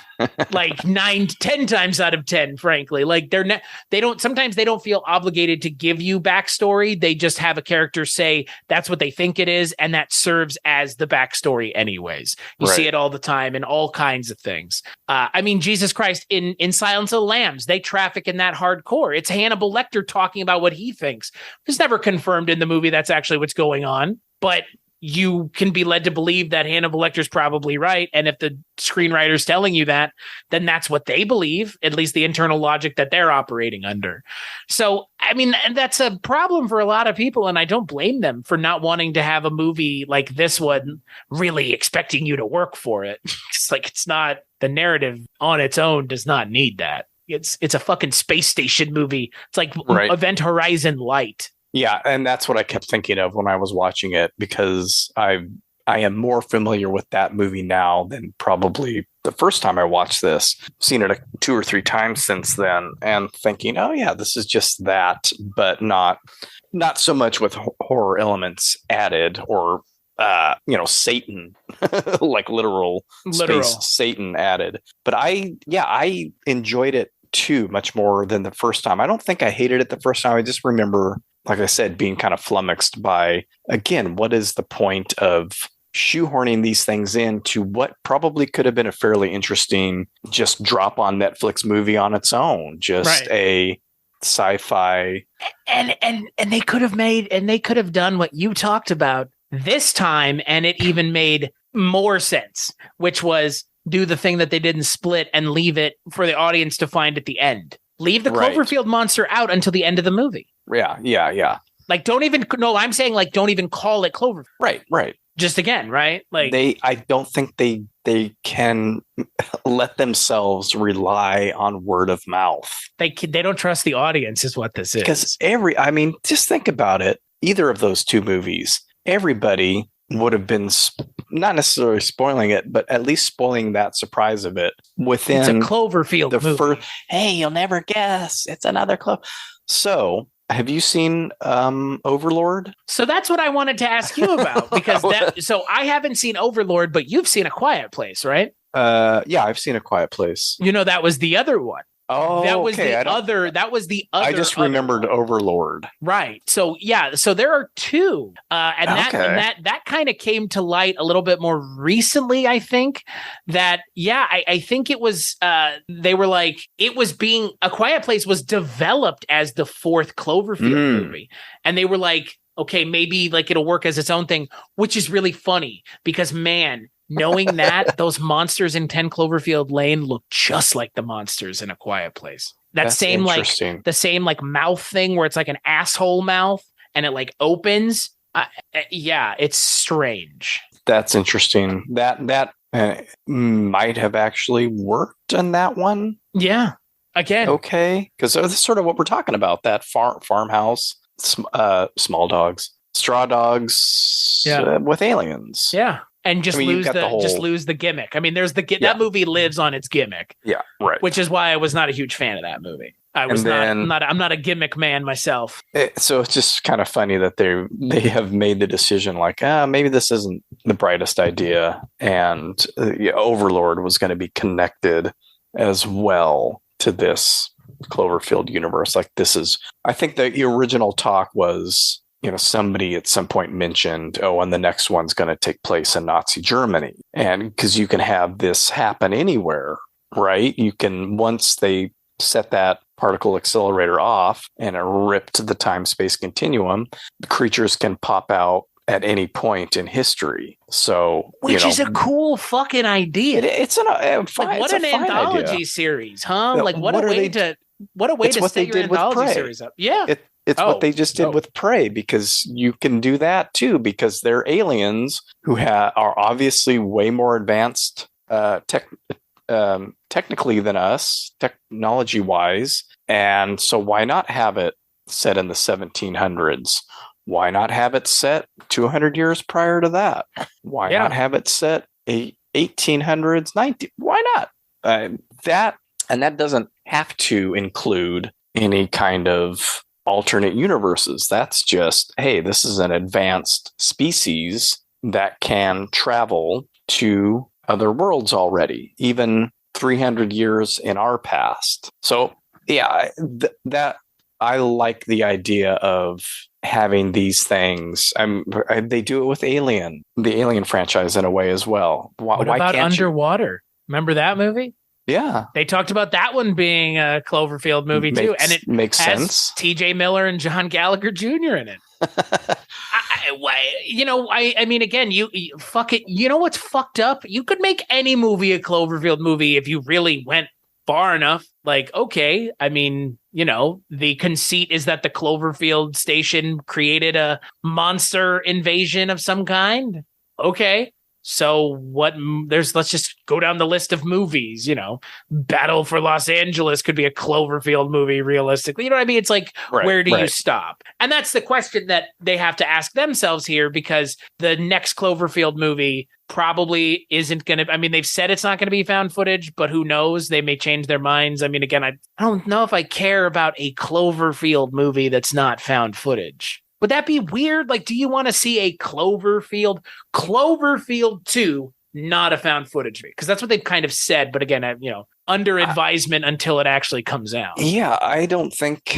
Like, what? This is just Godzilla then. Right. That's true. I mean, I think it could work as one if they sort of stick to what worked so well on the first one, because I would actually, not being a huge fan of found footage, I'd probably watch it out of curiosity. Same. I mean, again, the first one is a successful found footage movie. Everything else is kind of up in the air. For a found footage movie, it's probably the best made found footage movie you'll find. Technically, it's a technically impressive film. Like, it's technically impressive. Matt Reeves does a lot more. Okay, everything else, even fucking Matt Reeves made a found footage movie. I mean, that Planet of the Apes movie, the one with Woody Harrelson, was my favorite movie the year it came out. Everybody has raved on and on about the Batman. Matt Reeves knows what he's doing. He's never going to make another found footage movie. I can wager you that. And from what I have heard, he probably didn't want to make the first one anyways. Yeah, it wouldn't bother me if Director with it a was. capital D. Let's put it that way. Hey, and I'm a fan of Let Me In, so... Matt Reeves is a great director, great screenwriter as well. I like Matt Reeves a lot. Like I said, that Planet of the Apes movie with Woody Harrelson, it's a great movie. Yeah, he's done, again, looking through his filmography, I've liked a lot of what he's done. I haven't seen The Batman. I don't really have much interest in DC movies, but a lot of the stuff that he's worked on has... We should do an episode on it, because I'm not going to watch it unless really I have reason good to talk about it. That's all right. It's 3 hours long.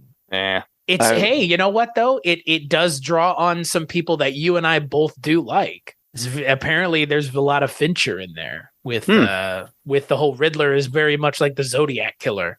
Interesting. Yeah, that was why I wanted to watch it, because everybody was telling me that like Riddler was very Zodiac-esque. And there is that leaked scene online that's pretty much just them doing the whole Buffalo Bill or the whole Hannibal Lecter, Jodie Foster thing with Batman and the Joker, which I thought was really clever, but also they did it better in Silence of the Lamb. Yeah. But to put it in Batman's clever, I would watch it, but I'm not running out to watch it. Yeah, I don't know. It's a big ask. It's 3 hours. It's 2 movies. And I like Robert Pattinson just fine, so it's nothing against him. Yeah, no, Robert Pattinson's a great actor. No, I'm interested to see what we get with Cloverfield 2. If it does end up being a non-found footage movie, I think that could be interesting. I would do it something akin to like World War Z, but the book, where it's like telling the story after the fact of what happened with how the world reacted to the Cloverfield incident and then the fallout from that. Like, I think that could be interesting. But again, it begs the question, what is Cloverfield 2? Is Cloverfield 2 a movie that takes place in the original Cloverfield universe? Is it a movie about other universes where the Cloverfield paradox, because again, Cloverfield Paradox is a real movie that exists that has now opened up a box of when they turned the switch on, all these bad things happened. So what is Cloverfield 2 now that we know that? Now that we know Cloverfield wasn't just a monster from the bottom of the ocean, or maybe it was, but there was more stuff going on. Yeah, well, they've opened it up to any number of possibilities. Infinite. But will they go back to the aftermath of that original? If the movie opens with Rob picking the camera up, like, that would blow my mind. I would be like, that is not what I was thinking this was going to be at all. I mean, TJ Miller might not even be dead, you know? I mean, he got bitten in half, didn't he? Oh, that's true. That's true. He did. Yeah, he did. I forget that that is, because he's just laying there for a minute. That is just that scene has, of all the, like, of all the things in this entire franchise that has rubbed me the wrong way, and there have been plenty of things, that scene I think is the thing that has rubbed me the wrong way the most out of anything. The scene where the monster is like staring at the camera. Like that was where I'm just like, this stopped being a random person with a camera a long time ago, and you just put a pin in it. Yeah. Because like everything else is random. Marlena, Lizzie Kaplan dying is random. Like there's and then all of a sudden it's like, nope, the monster is following them around. Come on. Well, they might feel the same way about that guy that we did. So yeah, but I don't know. I hope maybe Cloverfield 2 will be something completely just bonkers, off the wall. I mean, that's my hope. Is if they've kind of gone all over the place as it is. Like they've had plenty of time to figure out something smart. So not that that's what'll happen, but they've had plenty of time to consider it. And Joe Barton, he's worked on a BBC show called Giri Haji that sounds pretty interesting. It's Tokyo detectives who work in London. That sounds definitely like something interesting and worth checking out. So it's not like they're getting... I mean, that's the thing. Drew Goddard is not unsuccessful as a screenwriter either. Maybe, you know what? Maybe it's a good thing it's not going to be found footage, because that means people who know how to tell narratives don't need to feel hamstrung by telling it in a admittedly strange narrative format. Yeah. Yeah. I genuinely think Cloverfield will be the biggest budget found footage movie we ever see. Like, I don't know, could anything ever exceed it, right? It's its own thing. Maybe, you know what? It kind of was successful in a way when you say Cloverfield. Like, ultimately, as a franchise, it has legs. It's going on 14 years now. Yeah. Well, and if you say Cloverfield, most people are going to probably think of the first film. I would think of a certain age, right? I think some people will think of people my age will probably think of the original movie. I think some people, I don't know who would think of 10 Cloverfield Lane, but I think you would get a lot of people also going, oh, the movie from the Super Bowl. Yeah. Because like everybody and their mother saw the trailer for it. I'm not sure how many people actually watched it, even out of curiosity. If you say Cloverfield to me, though, I'm one of the people that will think of 10 Cloverfield Lane first. Right. So. Which I totally get. I mean, I totally get that. It's the one out of those three, at least, that I will return to. I know. I enjoyed actually watching all three of them. I think when I started watching Cloverfield Paradox, Cleo wasn't really paying attention, but it sort of sucked her in. I think she had just woken up. I was like, this was on Monday. We were supposed to record on Tuesday, so I was getting it in, and she hadn't quite woken up yet, but she came out, and then I was like, oh, this is the final Cloverfield movie, and she was playing her game or something, and at some point stopped and kind of got herself hooked into it. So I didn't even mention, like, I actually like Cloverfield Paradox a lot. Like, I think I may have liked it more than 10 Cloverfield Lane. I liked it a lot this time.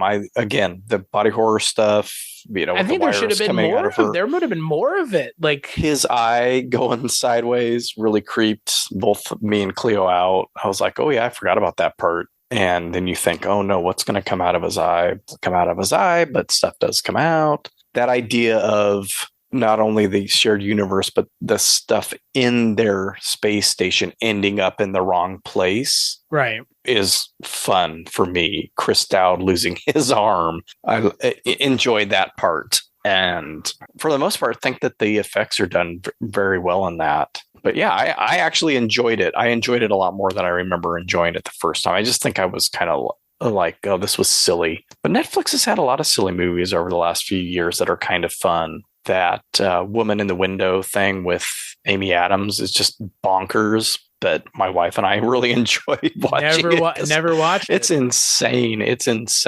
It's like everybody forgot how to act like a human being in that movie. It's so amazing. And they're all in different movies. Is that based on a book? It's based on a book, right?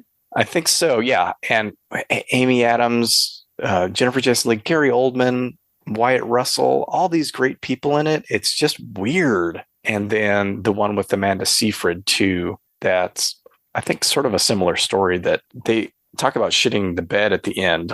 Both of those movies do that. And this just feels like one of those weird Netflix films that they kind of just go all out on and make something weird. So I give them credit for that. And Elizabeth Debicki is good as the villain, like, and her motivation actually makes perfect sense. Mhm.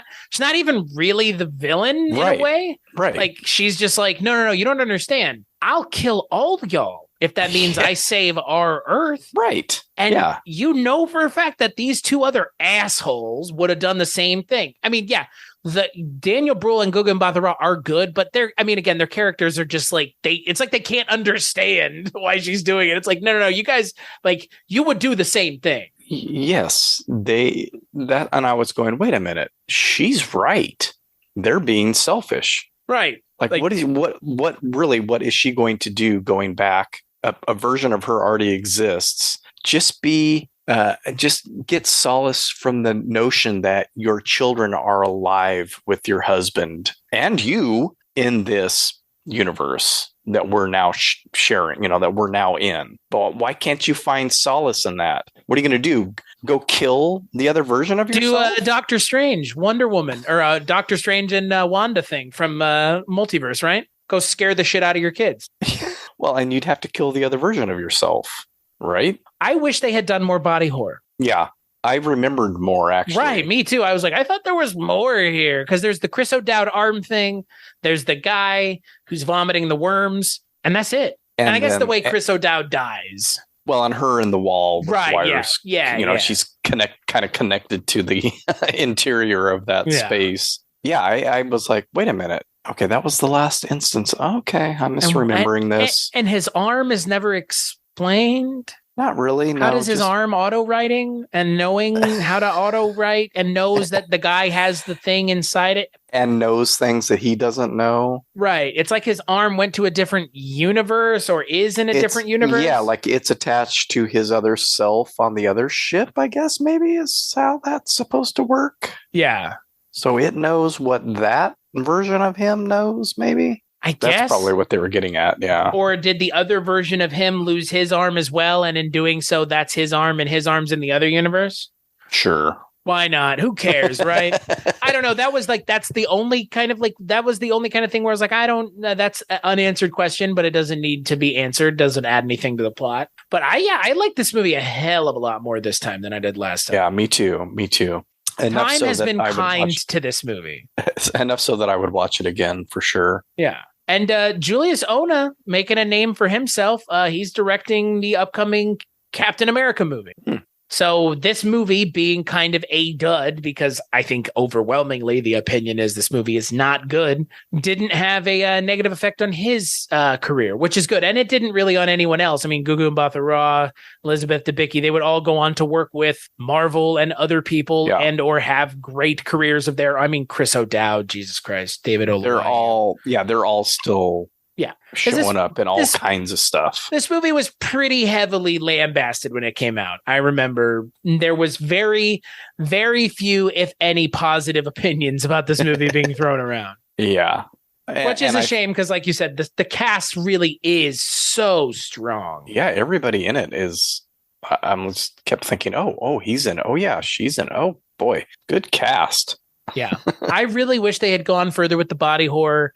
I mean, there's a point where Elizabeth Debicki is ass first being sucked out of a window, and I wish they had done. I always remember the last time I watched it, I was like, there's got to be like an Alien Resurrection style thing where she's getting sucked guts first out of the thing, and they didn't do that, and it feels like a missed opportunity. You know, that for me is the thing. It's like they could have gone further, and it feels like because it's a Cloverfield movie, they couldn't. Yeah. I remember when she flew into that glass, I was like, oh, Cleo, she's getting sucked out by her butt. Yeah, like that should have been a moment where it's like she's getting her guts ripped out and you know, just like in Alien Resurrection, and they don't do it here, and it's a shame. It's a completely and totally a missed opportunity. And that kind of just feels like this movie in a nutshell. They have a great cast, and there are some fun moments, and yeah, it is a Cloverfield movie, I guess. Yeah, I would like to live in the original universe that this particle accelerator didn't create, where I could see the versions of 10 Cloverfield Lane and the God particle without the cellar and the God part. Yeah, what those would have ended up being. Because again, I think they're interesting concepts on their own. I like the idea of a woman in peril film, and I like the idea of a experiment in space gone wrong deal where even if it was shared universe, which I'm sure was a part of the initial story, then you've got all kinds of stuff you can do just with having two space stations in alternate timelines trying to get home or trying to solve different problems. One's trying to repair itself, one's trying to get home, or one, Right.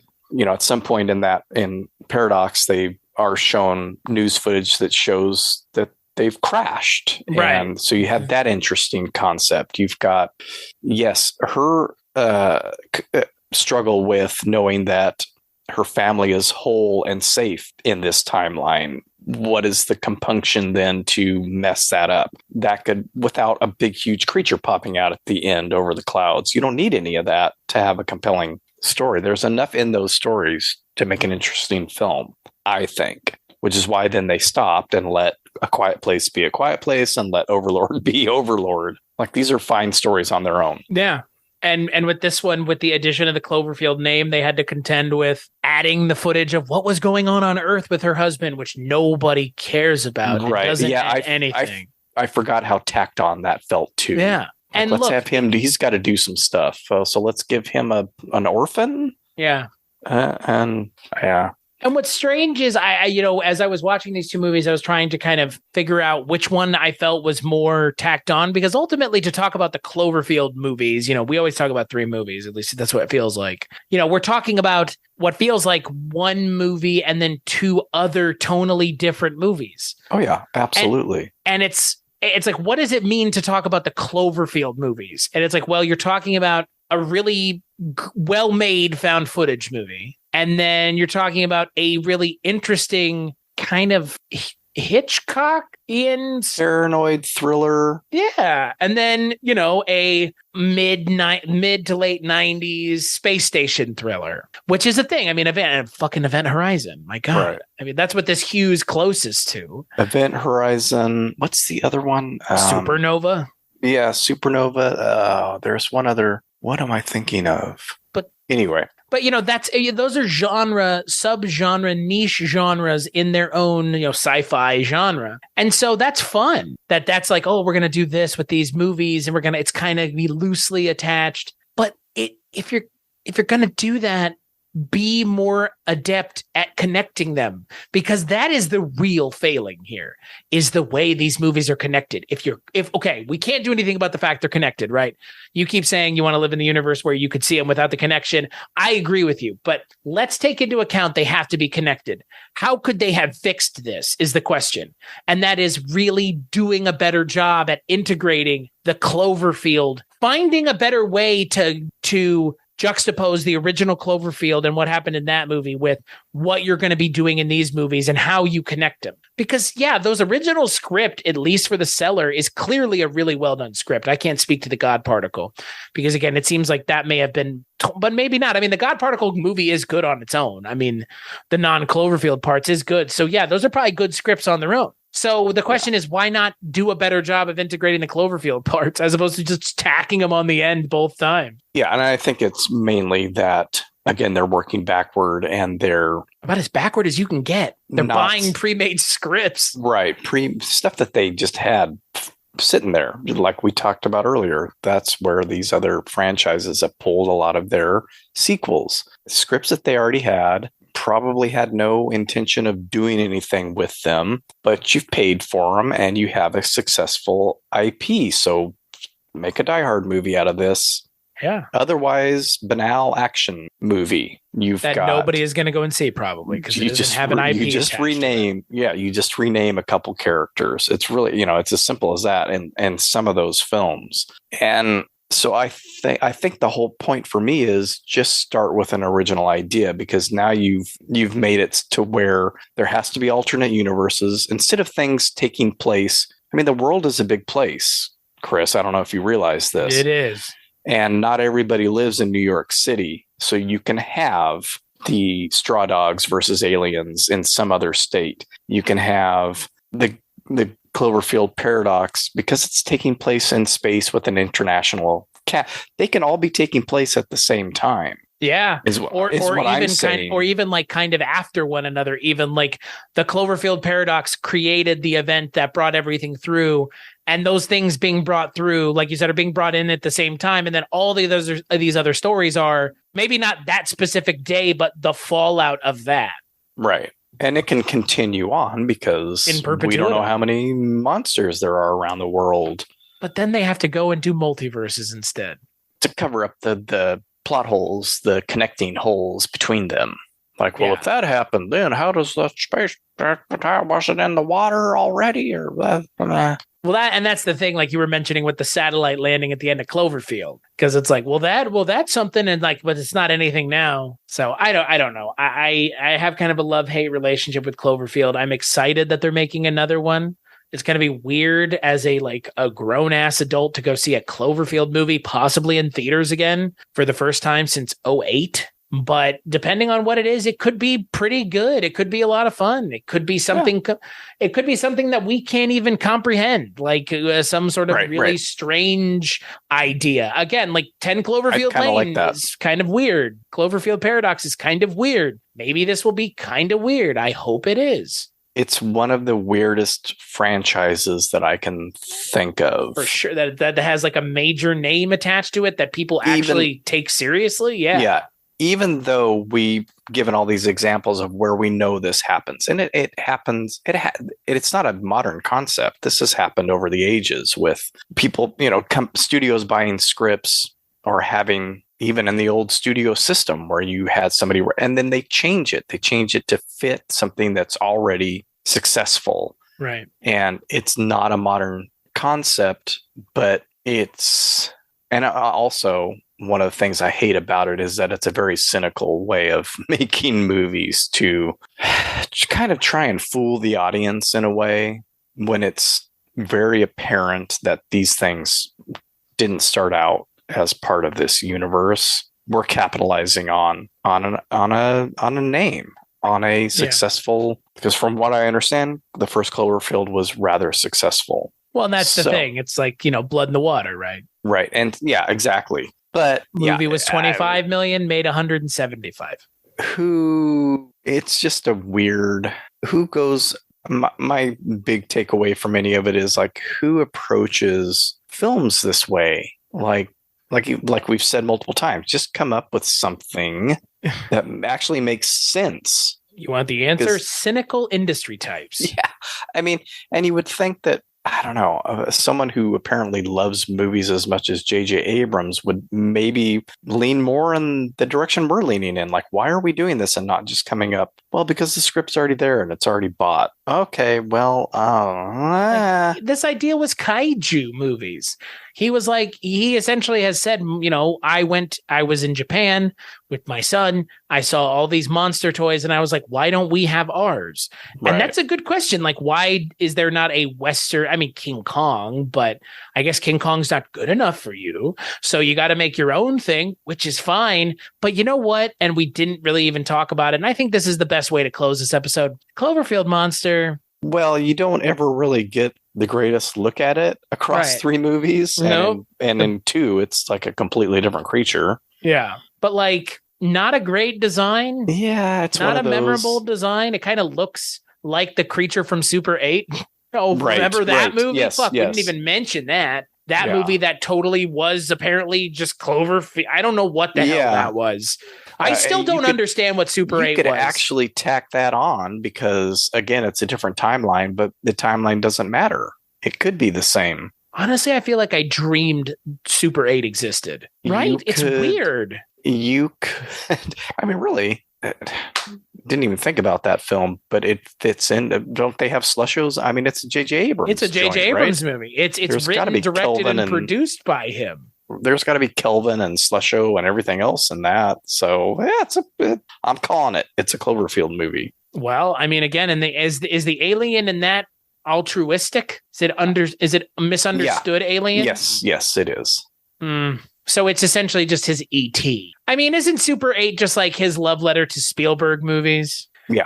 You know what the problem is? And maybe it's not a problem. J.J. Abrams may never be able to get out from underneath Cloverfield is what it feels like. Or lost for that matter. He created that monster, so he needs to sleep with it. That's my point. I mean, it for me has always been, J.J. Abrams has always been the Mr. Mystery Box man. And Cloverfield's mystery box was so good that it was like fucking Geraldo Rivera outside of that Al Capone safe. I mean, Cloverfield's good, but it's ultimately empty popcorn entertainment. And it's like, okay, like that was great. But you know what? The ARG was so good and everything else was so good. And then you get to the movie and the movie it's okay. Nobody forced him to create this mess. Nope. That's what it feels like, almost like a mess. Like it feels like someone gave J.J. Abrams a trowel and he started digging a hole. And then at some point he's like, give me a shovel. I want to keep making this hole bigger. And then at some point you look down from your fucking hole you've dug yourself and go, what can I do now? Yeah, how do I get out of this? Make Cloverfield 2 a Godzilla movie with a fucking genuinely vanilla structure and narrative and just make it the Godzilla movie that you were talking about making. I don't know. Maybe it's as good of option as any. I know. Sure. It's a stop motion animation film. Ooh. It's like, what if it was the character that Jennifer Garner plays from Alias and Chris Pine from Star Trek as James Kirk, and Ethan Hawke from that one Mission Impossible that J.J. Abrams directed fighting the Cloverfield monster. And Bradley Cooper has got to be in it. Right. He was on Alias, too. Oh, right. Yeah, right. That's where he got his start. And that's, yeah. Yeah, Cloverfield feels like this weird, just like, what are you doing, man? Yeah, it's a bizarre concept. There's nothing else like it. If he was trying to make he was trying to make a kaiju movie, and instead he made something unclassifiably strange. So is Colossal a part? Can we include Colossal in this? The Anne Hathaway movie? Yeah. That's my point. Like, like with anything, like you could take Cloverfield and really apply it to anything where something happens that seems completely without reason or explanation. That involves Cloverfield paradox. Yeah. That involves a giant monster. Godzilla 1999. Sure. Why not? King Kong versus Godzilla. Why not? That's what we need. Godzilla versus King Kong versus Clover. Clover. Clover. That doesn't sound so bad. Oh, look at Clover. And opens its fucking mouth.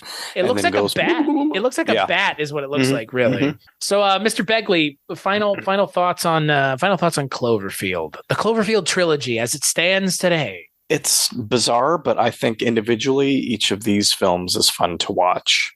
And I'm still a very big fan of 10 Cloverfield Lane. I think it's very smart, and the lead character is very smart and doesn't do stupid things. I mean, she does a couple stupid things, but you can understand those stupid things based on what she thinks is going on. They're all pretty fun, and I enjoyed watching all three of them this time around. So get out there and watch them. Yeah, I think for me, my opinion on the first one has kind of definitely cooled off in the last 14 years. It's a weird movie. I mean, this whole thing is weird. Again, there's no other way to quantify it. It's just whatever is happening over at Bad Robot with Cloverfield is I hope they know, because I couldn't begin to have a fucking inkling of an idea what the hell's going on. First one is short, though. Let's give it that at least. Oh, yeah. It's 80 minutes. Yeah, what a breezy, And yeah, Cloverfield Lane is fun up until the ending. And Cloverfield Paradox, I had a lot more fun with it this time around. And I would, honestly, my biggest takeaway from this episode is I would genuinely tell anyone who feels a certain way about that Cloverfield Paradox movie, go check it out again. It's not that bad. I think removed from that whole weird hype thing and the Super Bowl deal and that marketing push for that movie, I agree. I enjoyed it way more than I expected. I was halfway through and I was like, wait a minute, I don't dislike this in any way, shape, or form. It's not bad. Yeah, I just remember watching it the first time and being like, my God, like this is awful. So yeah, that's the thing about Cloverfield, like I kind of mentioned in the opening, Cloverfield has become kind of this weird inflection point for the movie industry, because this is this weird thing that still exists, and it's been involved in like big marketing events. The ARG for it is, I would give a lot of the credit to why this movie made so much money, is it's ARG, and then you have the Cloverfield Paradox, which was its own big marketing event. So Cloverfield has some cachet in the industry. And if you've worked on it, obviously it's going to be something that people feel a certain way about. And yeah, I don't know where it goes from here. I'm excited. I can't believe I'm saying I'm excited to see another Cloverfield movie. But at this point, everything else has been so fucking strange. And all the things that were rumored to be part of this, but weren't, are also super strange, like A Quiet Place, like Overlord. So whatever they come up with to be the true successor to Cloverfield, the original film, should, I hope, be fucking weird. Yeah. Even if it's not good, it's going to be weird. That's my hope. I agree. I be out there. Yeah. As out there as you can. Why Because now, not? guess what? You don't have to make a fucking tenuous connection to Cloverfield anymore. This is Cloverfield 2. You don't have to shoehorn anything in. Like you can have J.J. Abrams come out at the beginning of the movie and say, "Hello, everyone.